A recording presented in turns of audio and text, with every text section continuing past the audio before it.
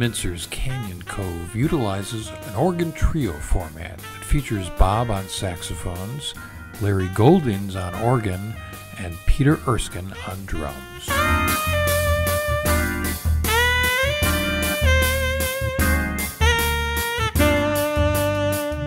There's a certain transparency and spaciousness to playing with three people that I like very much.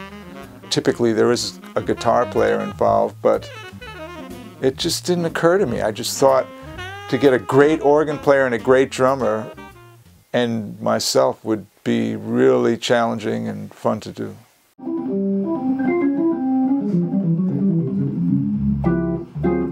Something I don't get the opportunity to do a lot, but it's a sound and it's a challenge that I enjoy. It's really fresh sounding. It's really more open sounding than I expected. Be stop time to stop time, you know. So maybe that's. No, I think let's just leave it. Okay. There's a purity about the project.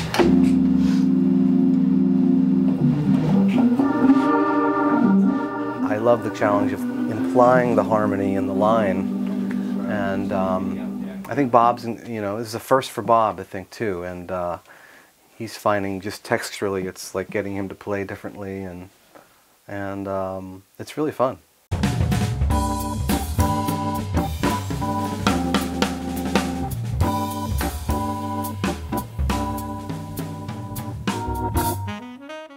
Jazz music, to my way of thinking, is exactly that very scenario where you walk in and you play. And what you play is based, of course, on what sort of vocabulary you may have that is influenced by where you live, what you've listened to, who you've played with, what you've worked on as a musician. But in great part, what you play is determined by what you're hearing the others play and how you might interject musical ideas that contribute to a whole. You want a swing inflection? Yeah, I think so. I think throughout. Bob Mintzer is my musical hero. He's a great example of what's possible by having, well, he has a tremendous amount of talent, but he also works really hard.